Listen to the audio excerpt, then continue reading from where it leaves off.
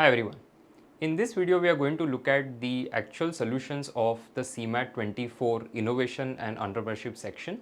So these are the actual questions from the test and we are going to discuss the answers. Now for some of these questions, the official answers which were given by the National Testing Agency or NTA, we do not agree with some of these answers, and I'll talk about these questions. So there are I think 2 or 3 questions where that will happen. But otherwise, I think the answer key was in line with the expectations, right? So let's get started. Let's start with the first question. So the question says there are 2 statements, and the first statement says people's attitudes have changed over the years, leading to involvement of state government in businesses globally. Statement 2 says increasing technicality is leading to state government to make interventions in businesses globally. Now, in this particular case, the actual answer that is given is second option, which is both statement 1 and statement 2 are incorrect, but you can also justify that both statement 1 and 2 can be correct. So, this is a slight bit of ambiguity here. One can argue on either side and say that this is correct or this is not correct. For example, when you say people's attitudes, now this is something that will keep changing, right? So it's not necessary that of course it has changed right now and that is why the state governments are intervening or in getting involved.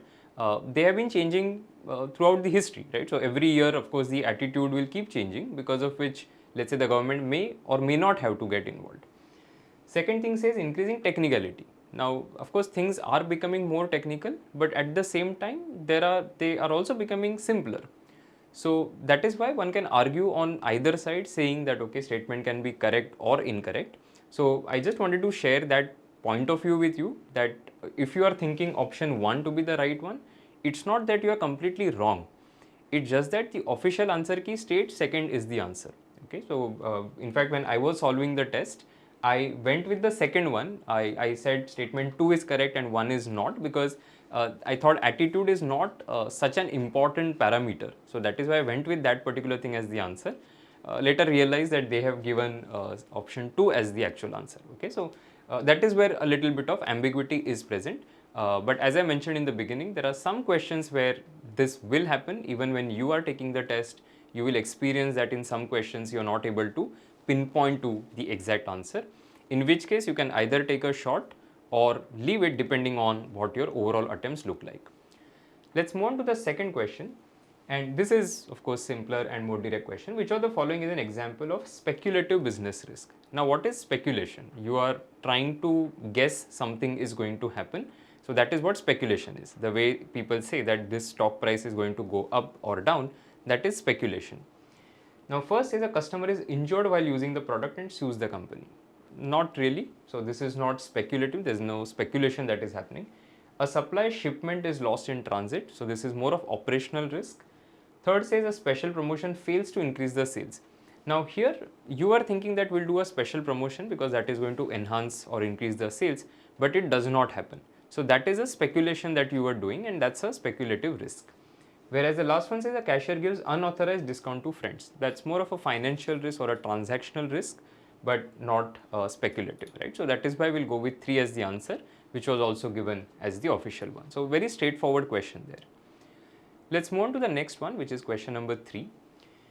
Scaling up of a business requires a firm to take care of the following things. Now this question directly talks about scaling up. So you have to think of a business that is already in existence, and how will the business or a startup go about scaling up. The first one says hiring, retaining and motivating qualified employees. Is that an important parameter? Yes. Let's say you are an already existing business and you want to now move to the next level. You will require a lot of people and you will have to train them, motivate them and so on and so forth. Second says finding investors who share the same goals. Okay, now would you need investors to scale up? Not in all cases, but in some cases, yes.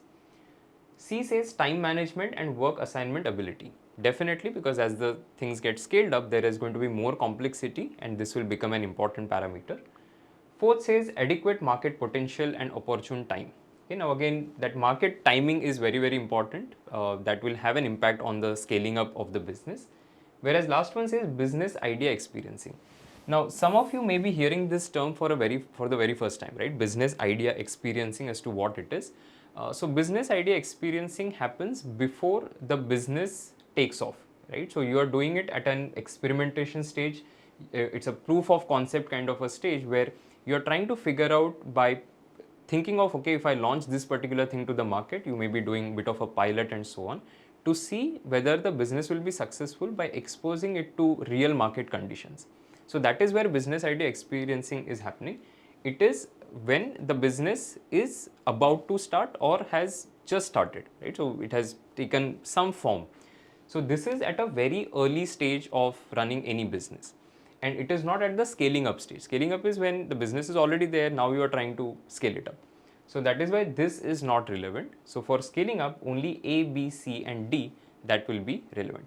So if you just identify that E is not going to be there, you can in fact eliminate option 1 and 4 because of that.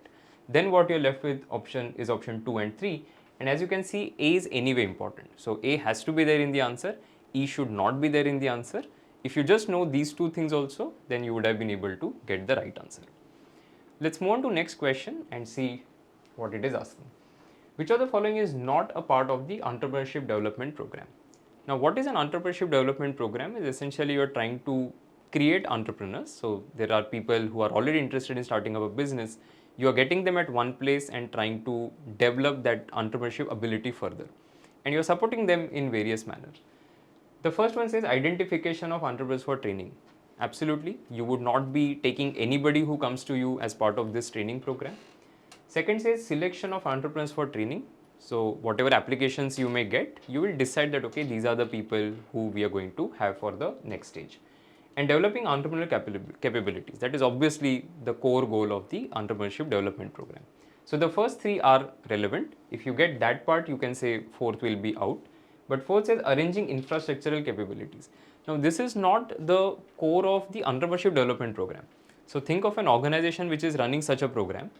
It's not necessary that they will have to arrange infrastructure capability for those entrepreneurs.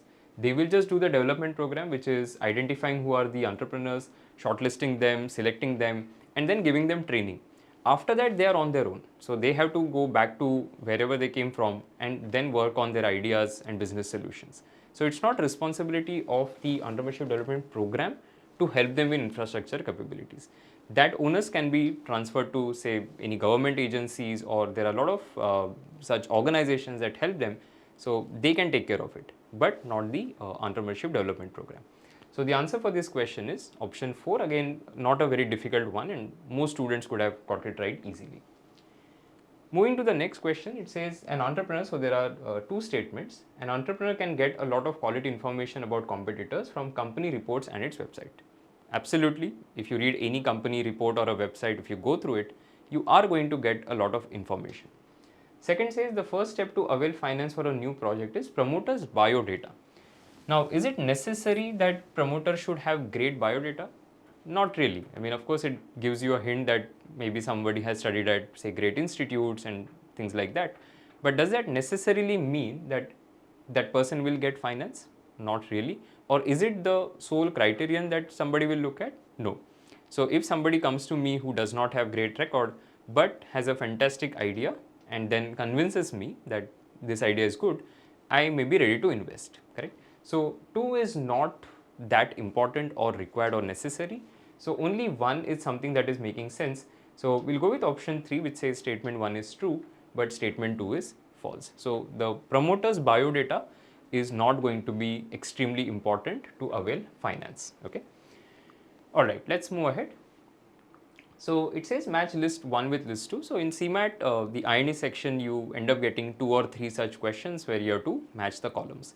They are not difficult, and the way to answer these questions would be to find the obvious ones and then eliminate options. So for example, if I start with Intrapreneur, and we have done this in the Innovation and Entrepreneurship series that we have done. I hope you have watched it. If you haven't, please watch the 8 videos that we have released on the YouTube channel. So it's a 8-part series that is there. So Intrapreneur is somebody who is taking risk in the organizational context, right? It's somebody who is creating and implementing an idea which leads to a successful business by staying within the boundaries of the organization. So clearly A is going to be 2, which is risk taking in an organizational role. Entrepreneur is somebody who is again a risk taker. We have seen this definition multiple times. So clearly entrepreneur calculated risk taking, that makes sense. Distributor value addition, customer utility maximization. Now I just have to figure out what will make sense. A is 2, B is 3. Now A 2, B 3 is happening in these two cases, the option third and option 4. So we have to now figure out what will make sense. So think of customer. You are customer, you have been customer for a lot of organizations. What are you looking for? You are looking for maximum possible usage of whatever it is that you're buying. If you're buying a phone, you want it to last for a long time. Same is true for, let's say, a fridge or a TV or whatever it is. You want quality products, so you're looking at maximizing the utility that you derive from a particular product or a service. So that is why customer and utility maximization, that is going to be the relevant thing. So D4 is what we are looking for. So our answer is going to be option 3. So very simple question, hardly maybe 15-20 seconds also if you had spent, you would have got the right answer. Okay, so use elimination when it comes to match the column kind of questions. Let's move on to the next one, and it says the primary function of a new age entrepreneur is innovation. This statement is proposed and propagated by. Okay, so we're going back in history a little bit. Fayol, Steve Jobs, Schumpeter and Elon Musk. Now in one of the sessions that we had done in the INE series, we had spoken about Schumpeter, right? So now this is either you know it or you don't kind of a question, but you can eliminate a few things. Why? Because Steve Jobs, for example, didn't speak so much about entrepreneurship, right? Even Elon Musk, so they've generally not spoken about entrepreneurship a lot, and the Fayol and Schumpeter, right? So the choice is between these two, 1 and 3. Now here, if you have studied a little bit of management, you know, again, Fayol is not really about entrepreneurship more. It's Schumpeter who had mentioned that particular statement. But I know that this may be something which is very, very difficult for a few students. Better thing would have been to just leave it aside if you are not sure, okay? But if you are maybe somewhat 50-60% thinking that, okay, this is the right answer, it may be actually beneficial to just mark something and move on. So in this case, the answer is Schumpeter, okay? All right, let's move ahead to the next one. And this says, which of the following can give an enterprise dealing in instant coffee a competitive edge? So now you have to think of yourself as a founder or somebody who is running a business which is into coffee, right? So instant coffee is what you're dealing in. Quality, taste and location definitely matters a lot. Somebody who is, let's say, near to a railway station will be more profitable or will have access to more customers compared to somebody who is located at a remote place. Second says population increase in the city. Will that have an impact? Yes, it will have an impact. Third says ambience and customer relationship. Yes, that will also have an impact. But now, if you look at fourth, it says 1 and 3 only.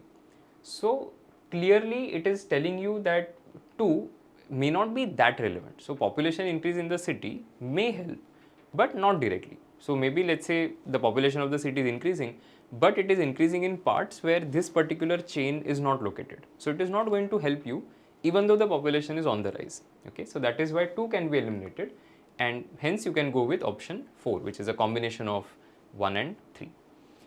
Let's move to next one and see what the question says. Social enterprise obligation includes. Now this is again one more question where there could be a bit of ambiguity. People may think of it differently.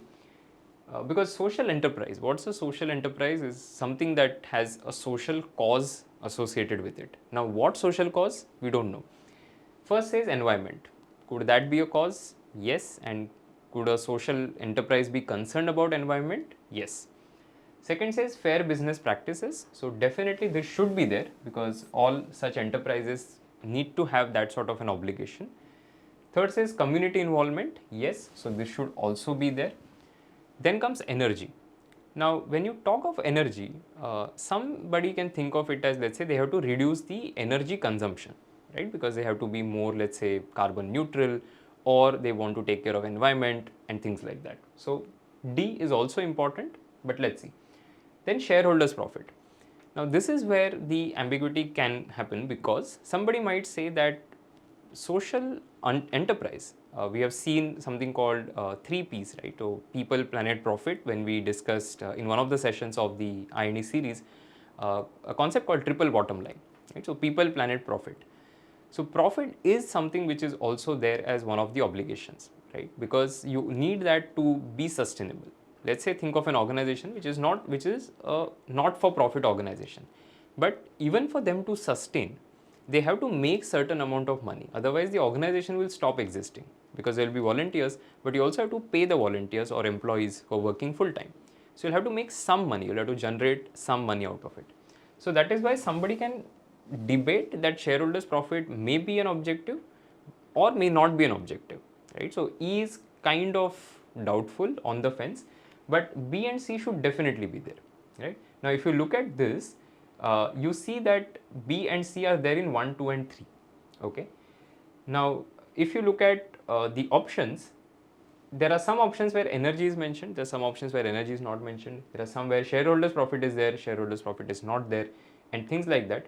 The official answer, right, that was given by CMAT was A, B, C and E, where they said that energy is something that is not important, right? But if somebody just looks at social enterprise, they may say that in fact it's shareholders' profit or energy, right, which is important. So people can sort of debate on this particular thing. It depends on how you're looking at it. But that's the official answer. I'm hoping that a lot of you guessed it. But even if you haven't, I would say that it's okay, because this is a little bit of ambiguity. Okay. All right, let's move ahead. Let's go to the next one. The government of India has launched the following initiative a few years ago to drive the new age ideas and enterprises. Now, few years ago, we don't know what's the timeline. So in that case, you will go with the one which is the most recent one, or something that happened in the past, but very, very recently. So out of the options, if you think of say SEZs, right? SEZs have been there for a very long time. Production linked incentives or technology development board, etc. Again, very, very old kind of innovations that happened. Startup India happened in 2016, right? So that is one initiative which is recent, and that is why that's the answer for this question. Okay. Generally, to make it less ambiguous, they should always specify the year, but since they have not mentioned, they have just said recent. The most recent one is Startup India. Let's move on to the next one, and this question says match list 1 with list 2. Okay, so simple. These questions are generally more simple to work with. Availability of raw material, plant and machinery. Okay, now where will this fall? So if you think of business plan, financial feasibility, technical or market feasibility, this is clearly technical feasibility, right? Because you are trying to figure out whether I can do something with the stuff that I have, right? So technical feasibility is what this is. Demand and customer preferences. So demand and customer preferences talking about the market, who is going to be the end user or customer for you. So that is why this is going to be market feasibility. Now, even if you get these two, let's see if we'll be able to answer the question, because A, we are getting 3. So I can eliminate this and this. So these two are out, and we are getting B as 4. Okay, so both of them have B4. Profit projections, financial feasibility.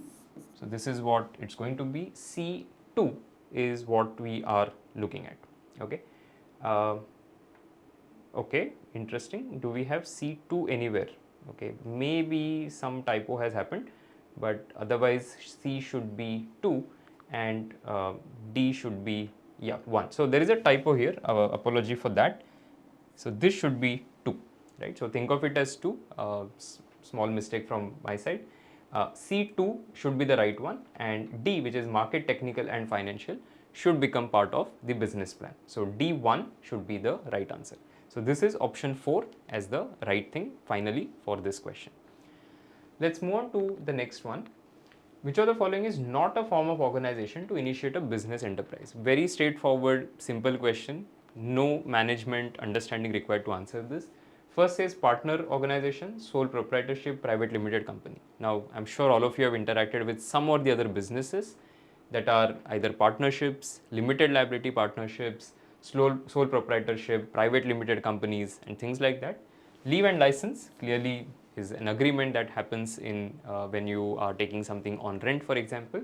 So that is why this is not a form of starting a business venture or enterprise. So you will go with that as the final answer. Okay, let's move on to the next question. And the question says, given below are two statements. One is labeled as an assertion and the other as reason. Small businesses are considered important to economic development. Okay, that is a statement that is being made.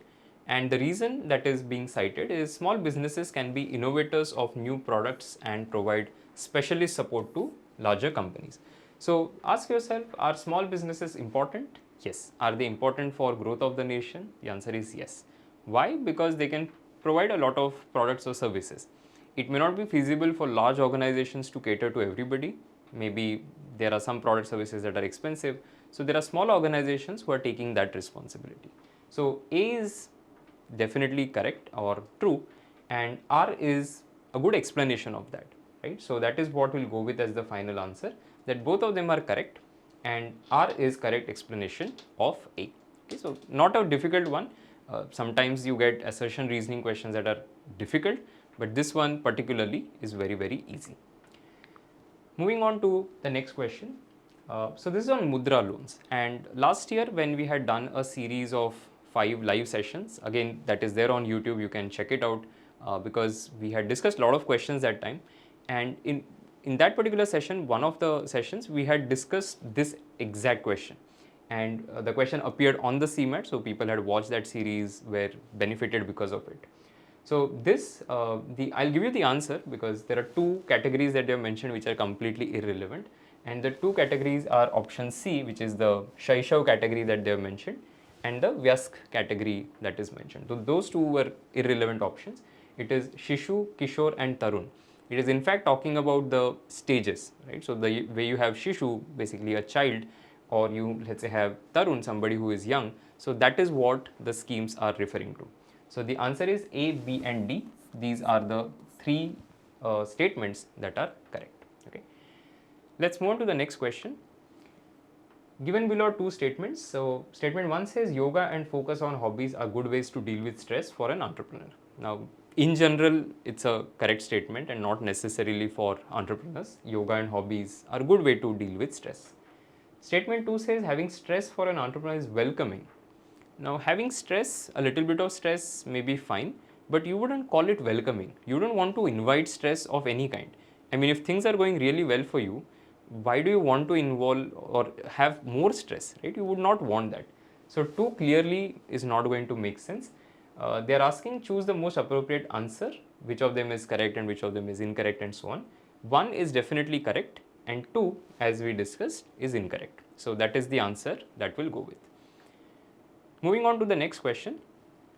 A corporate manager who starts a new initiative for their company organization which entails setting up a new distinct business unit can be regarded as. Again, the person is operating within organizational boundaries. We have seen this n number of times. The answer is intrapreneur. Okay, so this one word you have to know. I think in a session that I had done for the Innovation Entrepreneurship series, I in fact mentioned that this is one question that has appeared every single year in the I&E section. I don't recall a single year where they have not mentioned this particular thing, either as part of the question or as part of the options. Next one says the entrepreneur. Okay, now the entrepreneur is an aggressive catalyst for change in the world of business. So is that true? Yes, they are catalysts. They are bringing about change or increasing the pace of the change. Second says is an independent thinker who dares to be different amid a background of common events, right? Yes, so there are entrepreneurs who are trying to be different. That is also true. Is a mere creator of business, right? Now mere creator is sort of disrespecting what the entrepreneur is doing. You're just saying that somebody is doing something, right? You're not giving them importance. So clearly entrepreneur is somebody who is 1 and 2. 3 is something which is sort of disrespecting or not really acknowledging the actual effort that is put in. So this you can eliminate, and that is why answer is option 4. So pretty simple question. Even if you haven't done a lot of prep, you would have been in a position to answer this. Moving on to next one, which is on design thinking. Now we have discussed design thinking again in that series. So there are 5 stages that you have, and prototyping, yes, that is one of the stage. Define, yes, that is there. Empathize is how it starts. So you empathize with whatever is the problem of the consumer or the user. Modeling is not there. So you don't create models. Okay, so that is not a part of design thinking process. The thing that they should have given is ideate. Okay, so you generate a lot of ideas, you come up with multiple ideas, and then you finally create a prototype, then you test it out and so on. So D is not supposed to be there. Answer is A, B, C and E only. Okay. Let's move on to next one. You have to arrange the following stages of entrepreneurship creativity in sequence. Now let's say you don't know anything about this concept, right? What is entrepreneurship creativity? And you see these 5 things. So you have knowledge accumulation, you have incubation, implementation, idea experience, and evaluation. Okay. Now idea experience is something that we discussed for one of the questions, that it happens in the early stages of starting a business. So knowledge accumulation, right? Now will it come in later stages or will it come earlier? If you don't know, if you don't have basic knowledge about something, will you be able to start a business in that particular segment? No. So A obviously should be your starter. Okay. Now if A is the starter, I can eliminate all of these things, because I cannot evaluate before I have accumulated knowledge or before I implement something. So evaluation should come after implementation, that everybody knows, right? Only after you take a test there is an evaluation. So only after you implement something there is an evaluation that can happen. Okay. Then let's look at the other options. You have incubation, you have idea experience, and things like that. So will you have idea experience first and then you have implementation? Yes, because you'll have to check out whether something that you're trying to do, whether will it work in the real world scenario or not. Correct? So you can, even if you don't know a lot, you can put some story to it and arrive at the final answer. Now the first one says A, B, C, D. So knowledge accumulation, incubation, implementation, idea experience, and evaluation. Okay. But now if I look at the options, there are better options that are available in 2 and 3, for example. So you see A, D, B, E, C, A, B, D, E, C, correct? Knowledge accumulation, that is what you start with. Now after that, either it is this or this. So the close battle is between 2 and 3, where E and C seems to be in place. So E is what? Evaluation, and C is implementation. So this is unlike the explanation that I just gave some time back, that if you take a test and after that there is an evaluation, because this is talking more of implementing an organization or starting a business, these two can happen in different order also. For example, if I evaluate my whatever solution, options, etc., then I finally come up with one of them and implement. The other way to look at it is I implement first and then I evaluate. So CE and EC can happen in either of the ways depending on how exactly you're talking about it. But in this case, now this helps us to answer the question. Is it DB? Is it BD? So if you look at this, incubation, right? Idea incubation, you must have heard this term incubators a lot. There are business incubators. What are they trying to do is, if somebody comes up with an idea, they help them to solidify that idea. They help them with resources, etc., so that they can do some testing or prototyping and things like that. So you cannot go to the real market without having done incubation. So it's incubation first and then idea experience, and that is why this is the right sequence. So slightly, I would say, not very difficult, but you have to think, you have to put a story to the options that are there and then come up with an answer. Alright, let's move on to the next one. Which of the following factors must you adjust to estimate the market potential? Now here again, let's say you don't know a lot of things. Okay, how would you come up with an answer? First is present market demand. Okay, let's say I want to start a chips business tomorrow. Okay, now will I just start a business just like that? No. So first I'll say present market demand, is that important? Yes. So I need to see, okay, how many people eat, let's say, chips, right? So this is important. Do I need to know about export market? I'm not sure, maybe I'm not going to export, but let's see. Future market demand, yes. So A and C are definitely important, that everybody will agree. So I can eliminate this. I can eliminate this as well because it does not have C.